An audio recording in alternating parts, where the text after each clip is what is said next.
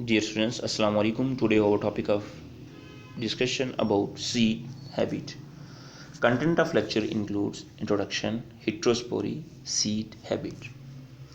First of all, जब हम discuss करते हैं in case of plants, evolutionary basis के ऊपर जब हम प्लांट को डिस्कस करते हैं, अगर आप अपने प्रीवियस नॉलेज को रिकॉल करें तो प्लांट के केसेस के अंदर सीड का डिवेल्प होना एक एवोल्यूशनरी बेसिस के अंदर एक पॉजिटिव चेंज थी प्लांट्स के लिए। मीन कि जब प्लांट के अंदर सीड डिवेल्प होता है तो ये seed unfavourable harsh environmental condition के अंदर क्या कर सकता है, सर्वाइव कर सकता है, जिसकी वजह से उस प्लांट की स्पीशीज के सर्वाइवल के चांसेस मैक्सिमम हो जाते हैं।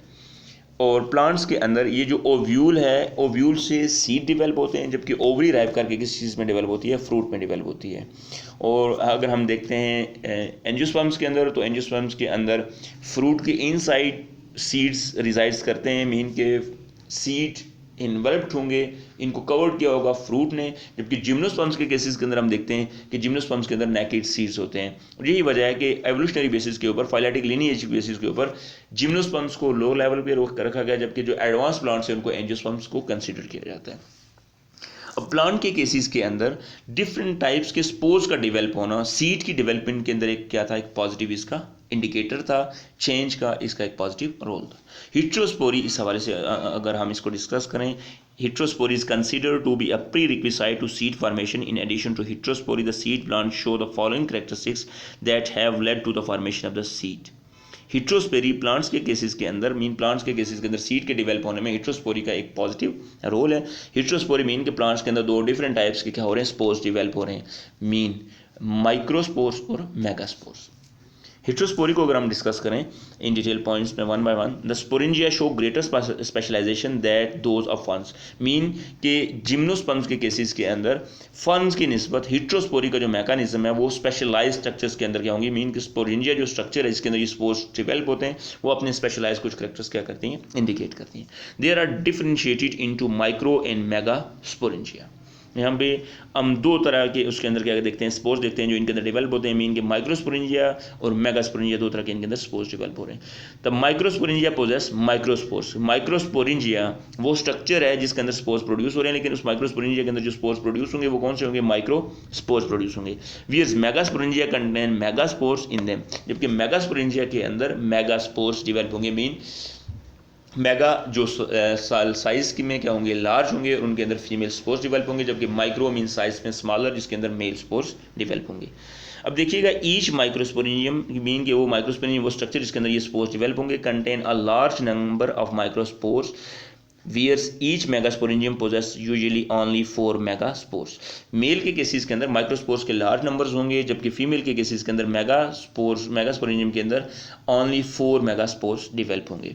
The condition of production of two kind of dissimilar spores, mean के दो अलग-अलग टाइप्स के स्पोर्स का प्रोड्यूस होना, differing in shape and size in the same species is termed as heterospory. इस कंडीशन को हम क्या कहते हैं, हिट्रोस्पोरी कहते हैं। अब यहाँ पे हम अगर हम कंपेयर करें होमोस्पोरस और हिट्रोस्पोरस कंडीशन को, और ये देखिएगा, ये याद रखना है आपने कि हिट्रोस्पोरी वो कंडीशन है जो एवोल्यूशनरी बेसिस के ऊपर एक एडवांस कैरेक्टर है।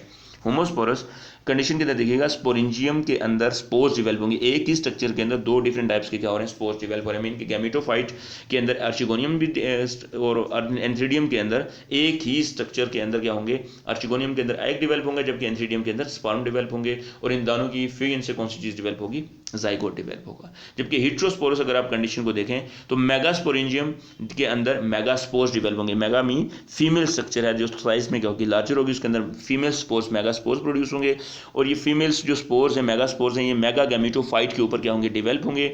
उसके अंदर आर्चिगोनियम स्ट्रक्चर के अंदर ये क्या होंगी, इससे एग रिलीज होंगे, जबकि माइक्रोस्पोरेंजियम स्ट्रक्चर के अंदर माइक्रोस्पोर्स डेवलप होंगे, और माइक्रो गैमेटोफाइट के ऊपर एंथ्रीडियम डेवलप होंगे, जिससे क्या होंगे, स्पर्म रिलीज होंगे, और एग और स्पर्म की फ्यूजन से कौन सी चीज़ बनेगी, जाइगोट बनेगी। अब यहाँ पे आपने ये चीज़ अंडरस्टैंड करनी है कि हिट्रोस्पोरस कंडीशन के अंदर दो अलग-अलग स्ट्रक्चर्स के ऊपर मेगास्पोर्स और माइक्रोस्पोर्स स्ट्रक्चर्स क्या हो रही हैं, डेवलप हो रही हैं, जबकि होमोस्पोरस कंडीशन के अंदर एक ही के इसके ऊपर स्पोरेंजियम के ऊपर दोनों टाइप्स के क्या होंगे, स्पोर्स डेवलप होंगे। और हिट्रोस्पोरी एवोल्यूशनरी बेसिस के ऊपर वंस अगेन क्या है, ये एक एडवांस करेक्टर है कि दो अलग-अलग टाइप्स के स्पोर्स का डेवलप होना। When one kind of spores are present viz, जैसे इक्विसिटम के अंदर देखते हैं या फर्न के केसेस के अंदर देखते हैं कि उनके अंदर एक ही टाइप के क्या होते हैं, स्पोर्स प्रोड्यूस होते हैं, तो उस कंडीशन को हम क्या कहते हैं, होमोस्पोरी कहते हैं। अकॉर्डिंग टू मॉडर्न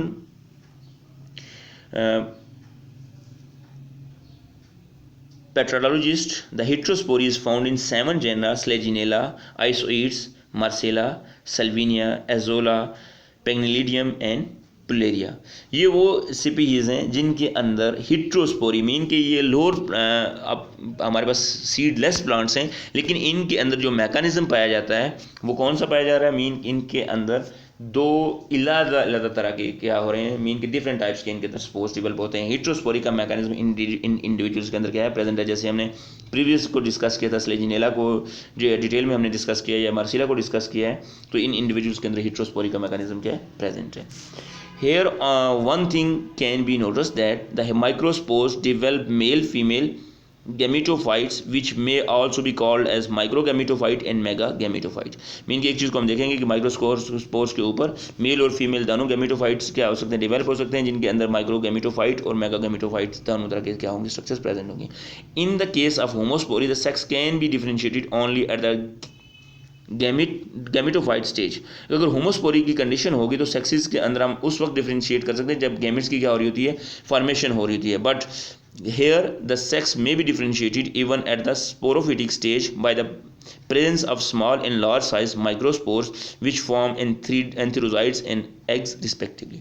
जबकि जब हम देखते हैं कि दो डिफरेंट टाइप्स के एग और स्पर्म्स ओवम स्ट्रक्चर से आर्चिगोनियम से जब एग प्रोड्यूस होगा तो हम देखेंगे कि मेगा उसकी क्या होगी, स्ट्रक्चर होगी, मेगास्पोरोफिलस होगा उसकी स्ट्रक्चर होगी, जबकि फीमेल के केसेस मेल के केसेस के अंदर देखेंगे वो साइज़ में क्या होगा, स्मॉलर होगा, मीन कि वो माइक्रो इन साइज होगा। तो इनका हम अर्ली स्टेज के ऊपर भी क्या कर सकते हैं, डिफरेंशिएशन इनके अंदर कर सकते हैं। The differentiation of microspores and megaspores and their dependence upon the sporophyte has some advantages. कि एक तो क्या कि हम माइक्रोस्पोर्स और मेगास्पोर्स के दरमियान डिफरेंशिएशन कर सकते हैं, और दूसरा क्या कि ये माइक्रोस्पोर्स और मेगास्पोर्स डिपेंड करते हैं किस चीज़ के ऊपर, स्पेरोफाइट के ऊपर। ये एवोल्यूशनरी बेसिस के ऊपर इसके क्या है, कुछ एडवांटेजेस हैं। अगर आप इसको ओवरव्यू करें तो ये देखिएगा कि एंसेस्ट्रल्स जितने भी प्लांट्स हैं, ये देखिएगा कि जो हायर प्लांट्स है वो डेवलप कहाँ से हुए हैं, थैलोफाइट से डेवलप हुए। और थैलोफाइट्स किस चीज़ को कहा जाता है, अलजी को। अलजी से फिर आगे इन फ्यूचर डेवलप हुए एंसेस्टर्स तमाम प्लांट्स की कौन सी चीज़ें, अलजी हैं। अलजी से फिर डेवलप हुए origin of land plants about 470 million years ago. माया मीन कैम वाई इसमें इंडिकेट कर रहा है। जबकि ओरिजिन ऑफ वस्कुलर जो प्लांट्स हैं अबाउट 420 मिलियन ईयर्स एगो क्या हुए, डेवलप हुए हैं, जो सीडलेस वस्कुलर प्लांट्स हैं जिनको हमने डिटेल में डिस्कस किया प्रीवियसली। और फिर वस्कुलर प्लांट्स हैं जिसके देखिएगा ये round of 360 million years ago क्या हुए, इवॉल्व हुए हैं। ओरिजिन ऑफ सीड प्लांट्स के हवाले से यहाँ पे एक ओवरव्यू, जो जितने भी लैंड प्लांट्स हैं उनका एक आपको ओवरव्यू दिया गया है। अब यहाँ पे देखिएगा सीड हैबिट। ये प्रीवियस भी हमने डिस्कस किया कि प्लांट्स के अंदर सीड का डेवलप होना क्या है कि advance character. The condition of heterospory in Selaginella constitute one of the very important phase in the evolution of plants. Mean कि ये हिट्रोस्पोरी का मैकेनिज्म सीडलेस प्लांट्स स्लेजिनेला के अंदर भी क्या हो चुका था, इवॉल्व हो चुका था, जो प्लांट्स के अंदर सीड के डेवलप होने में क्या था, एक पॉजिटिव इंडिकेटर। अब यहाँ पे देखिएगा in certain species of Selaginella only one megaspores develop within the megasporangium. बेशुमार हम स्लेजिनेला की कुछ ऐसी स्पीसीज भी देखते हैं कि जिनके अंदर एक ही टाइप्स के क्या होते हैं, स्पोर्स डेवलप होते हैं स्पोरेंजियम के अंदर। जबकि जो highest evolved species that is Selaginella apoda has advanced almost up to the rank of a seed plants. Mean कि ये सीड प्लांट्स के साथ इसका रैंक क्या करता है, रीच करता है कि इसके अंदर हिट्रोस्पोरी का मैकेनिज्म क्या है, प्रेजेंट है। Here the megaspores remain with in the within the sporangium, it itself fertilize in such a way for the first time the gametophyte of Selaginella show complete dependence of the gametophyte upon sporophyte as in angiosperm। जिस तरीके से हम देखते हैं कि angiosperm के cases के अंदर जो स्पोरोफाइट होती है वो डोमिनेंट फेज होती है, इसी तरीके से यहाँ पे भी जब फर्टिलाइजेशन होती है तो फर्टिलाइजेशन के बाद गैमेटोफाइट जो स्ट्रक्चर है, मीन जो मेगास्पोर्स हैं वो स्पोरेंजियम स्ट्रक्चर्स के अंदर क्या रहते हैं, प्रेजेंट रहते हैं, और कंप्लीटली स्पोरोफाइट के ऊपर क्या करते हैं, डिपेंड करते हैं। Biological importance of heterospory. The phenomena of heterospory is of great biological advantages due to the fact that large megaspores which contain female gametophyte derives its food the sporophyte and is independent of the external condition as might interfere with the growth of a free living gametophyte। Mean कि हम biological basis के ऊपर अगर हम हिट्रोस्पोरी के mechanism को consult करें तो मेगास्पोरोफिल जो स्ट्रक्चर है उसके अंदर जो मेगास्पोर्स होंगे उनके लिए, उनके सर्वाइवल के लिए, इनिशियल स्टेजेस के लिए उसके अंदर क्या होगी, नरिशमेंट मौजूद होगी। और ये रेयर चांसेस होंगे जो अर्ली स्टेज ऑफ डेवलपमेंट है उसके ऊपर एक्सटर्नल फैक्टर्स उसकी ग्रोथ के अंदर क्या कर सकें, इंटरफेयर कर सकें। In brief, the origin of seed habit is associated with the following important prerequisites। Mean कि इनिशियली प्लांट के अंदर सीड की एवोल्यूशन के अंदर जो इनिशियल जो इनिशिएटिव्स थे वो कौन कौन से involve, the production of two types of spores, main heterospory का मैकेनिज्म एक फर्स्ट करेक्टर है जो सीड के एवोल्यूशन के अंदर इसका एक पॉजिटिव रोल है। Second, the retention and germination of fertilization of the egg and embryo formation which is still within germinating megaspores. Retention mean reside within the site, mean कि megasporophyll mean कि sporangium structures के अंदर ही उन spores का मौजूद रहना और वहाँ पे जर्मिनेशन करना, ये भी क्या था। और जैसे ही वो कंडीशन फेवरेबल हो तो वहाँ से उसका ब्रस्ट होके फिर उस का अर्ली जो डेवलपमेंट ऑफ एम्ब्रियो उसका रिलीज होना, ये क्या भी एक जर्मिनेशन ऑफ या डेवलपमेंट ऑफ सीड के अंदर इसका भी एक पॉजिटिव रोल था। थर्ड देखिएगा, डेवलपमेंट ऑफ ओनली 1 मेगास्पोर्स पर मेगास्पोरेंजियम, मीन कि हमने देखा कि मेगास्पोर्स के अंदर स्ट्रक्चर्स के अंदर 4 मेगास्पोर्स डेवलप हो रहे हैं, लेकिन उनमें से 3 क्या हो जाएंगे, डीजनरेट हो जाएंगे और ओनली उनमें से सिंगल मेगास्पोर्स क्या होगा, सीड में डेवलप होगा। जिम्नोस्पर्म्स के हवाले से अगर हम देखें, जिम्नोस्पर्म्स को हमने प्रीवियस भी डिस्कस किया। ये देखिएगा कि इनिशियली जितने भी प्लांट्स हैं वो डेवलप कौन से इंडिविजुअल से हुए हैं, थैलोफाइट्स से हुए हैं। थैलोफाइट्स कौन से इंडिविजुअल हैं, अल्जी हैं। अल्जी से फिर कौन से प्लांट्स डेवलप हुए हैं, अगर आप रिकॉल करें जो आपने ओवरव्यू किया, मीन के वहाँ पे आपने देखा कि लोअर प्लांट्स डेवलप हुए हैं। लोअर प्लांट्स के साथ जैसे हमने देखा ब्रायोफाइट्स डेवलप हुए हैं, फिर उसके बाद आपने देखा सीडलेस प्लांट्स डेवलप हुए हैं जैसे टेरिडोफाइट्स उसके अंदर इंक्लूड करते हैं, और फिर उसके साथ आपने देखा कि सीड प्लांट्स हैं जिनके अंदर वस्कुलर बंडल्स भी प्रेजेंट हैं और उनके अंदर सीड्स भी डेवलप हो रहे हैं। हायर प्लांट्स के अंदर दानों इंक्लूड करते हैं जैसे जिम्नोस्पर्म्स हैं और एंजियोस्पर्म्स हैं। और हम इनके बेसिस पे ऊपर देखते हैं कि जिम्नोस्पर्म्स वो प्लांट्स हैं जिनके जो सीड्स होते हैं वो क्या होते हैं, नेकेड होते हैं, लेकिन जिम्नोस्पर्म्स के अंदर कंप्लीट सीड्स क्या हो चुके हैं, डेवलप्ड हो चुके हैं। अगर हम इनको जिम्नोस्पर्म्स के अंदर इनिशियली सीड पहले डेवलप हुए हैं। Major theme in land plant evolution, progressive reduction of gametophyte stage independent sporophyte, mean कि जिम्नोस्पर्म्स के अंदर वो कौन से ऐसे मैकेनिज्म थे जो इनके अंदर सीड की डेवलपमेंट का बाइस बने। तो इनके अंदर जो गैमेटोफाइट थी वो क्या हुई है, साइज में रिड्यूस्ड हुई है, जबकि इनके अंदर जो डोमिनेंट और इंडिपेंडेंट स्पोरोफाइट स्ट्रक्चर क्या हुई है, डेवलप हुई है। ये एक एवोल्यूशनरी कैरेक्टर है। सेकंड देखिएगा, evolution of pollen replace swimming sperms, mean कि पोलन वो ट्यूब लाइक स्ट्रक्चर डेवलप हुई है जो टेरिस्ट्रियल हैबिटेट है, वहाँ पे मेल जो न्यूक्लिया है उसका फीमेल ओवरी के तक रीच करने के लिए एक ट्यूब लाइक स्ट्रक्चर का डेवलप होना, ताकि जो हार्श इन्वायरमेंटल कंडीशन है उससे बचा जा सके, उसके लिए पोलन ट्यूब का डेवलप होना, ये भी कहते हैं कि एवोल्यूशनरी ट्रेट था जो सीड की डेवलपमेंट के अंदर इसका भी एक क्या रोल है। जबकि इससे प्रीवियस प्लांट्स के केसेस के अंदर हम देखते हैं कि वो जो मेल स्पर्म है वो क्या करेगा, वाटर के थ्रू या वेट कंडीशंस के थ्रू क्या करता है, वो उस तक स्विम करके रीच करता है, उसकी फर्टिलाइजेशन करता है। Evolution of seed replace spores और डिस्पर्सल एजेंट, मीन कि सीड्स विंड के साथ जो डिफरेंट डायरेक्शन में डिफरेंट मैकेनिज्म के थ्रू क्या कर सकते हैं, डिस्पर्स कर सकते हैं। तो ये भी एक पॉजिटिव एवोल्यूशनरी चेंज। होमोस्पोरी से हिट्रोस्पोरी का चेंज होना, separate male and female spores का। ऑल्सो इंप्रूव वस्कुलर टिश्यू, इनके अंदर जिम्नोस्पर्म्स के केसेस के अंदर हम देखते हैं कि वस्कुलर टिश्यू फर्दर क्या हो जाते हैं, इंप्रूव हो जाते हैं। इंक्रीज हाइट, और इनकी जिम्नोस्पर्म्स की हाइट भी हाई है। इन स्ट्रक्चरल स्ट्रेंथ इनके अंदर होती है। Anatomy physiological adaptations through dry environment, और इनके अंदर ऐसी कंडीशंस ऐसी इनके अंदर स्ट्रक्चरल वेरिएशंस या अडेप्टेबिलिटीज डेवलप हुई हैं जो इनको टेरिस्ट्रियल इन्वायरमेंट में सर्वाइव करने में क्या कर रही होती हैं, मदद कर रही होती हैं। अब हम ये कहते हैं स्पोरोफिल स्ट्रक्चर है क्या जिम्नोस्पर्म्स के अंदर, हम देखते हैं sporophyll modified leaves that contain sporangia, mean कि स्पोरोफिल वो स्ट्रक्चर है जो मॉडिफाइड क्या है, लीव एंड लीव की मॉडिफिकेशन से स्पोरोफिल्स डेवलप हुए हैं। इसके अंदर स्पोरोफिल्स के अंदर स्पोर्स प्रोड्यूसर्स हैं, ये मीन इनके स्पोरेंजिया के अंदर स्पोर्स प्रोड्यूस होते हैं, इसके अंदर मेल और फीमेल। मेल जो है ये माइक्रोस्पोरेंजियम प्रोड्यूस करेंगे, जबकि फीमेल मेगास्पोरेंजियम प्रोड्यूस करेंगे। इनके अंदर मियासिस होगी, और मियासिस के बाद इनके अंदर देखिएगा कि 1 ऑफ द 4 सेल सर्वाइव की, मेगास्पोर में से 4 में से सिर्फ एक सेल क्या करेगा, सर्वाइव करेगा। और यहाँ पे आपसे एक ही क्वेश्चन मेंशन किया गया है, right general characteristics of gymnosperms.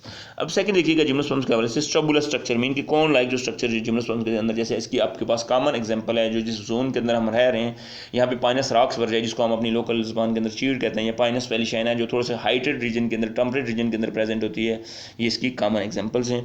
कौन is a branch tip specialize for reproduction, leaves are modified into, mean के स्ट्रबुलस ये मॉडिफाइड स्ट्रक्चर्स हैं, लीव के अंदर ही एवोल्यूशन हुई है जिससे इन फ्यूचर क्या हुई है, कौन लाइक स्ट्रक्चर्स डेवलप हुई हैं और इनके अंदर क्या होती है, ये रिप्रोडक्शन के अंदर इन्वॉल्व होती हैं।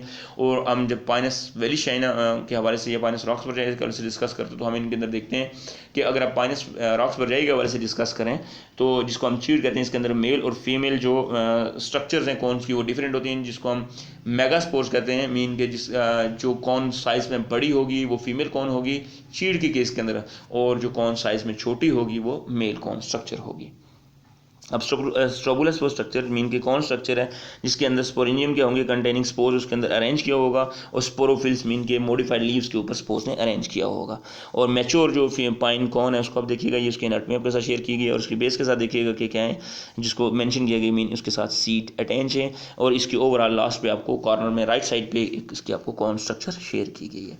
अब जिम्नोस्पर्म के अंदर स्ट्रोबुलस स्ट्रक्चर को अगर आप देखेंगे cone is a branch tip specialize for reproduction, leaves are modified into sporophyll, के लीव्स ये डेवलप किसके अंदर हो रही है, प्रीवियस स्लाइड और इसके अंदर देखिएगा चेंज इस किसके अंदर आ रही है, mean modified into sporophyll structures के अंदर चेंज हो रही है, और मेगास्पोरेंजियम वो स्ट्रक्चर्स हैं जिसके अंदर ये स्पोर्स क्या होंगे डेवलप्ड होंगे।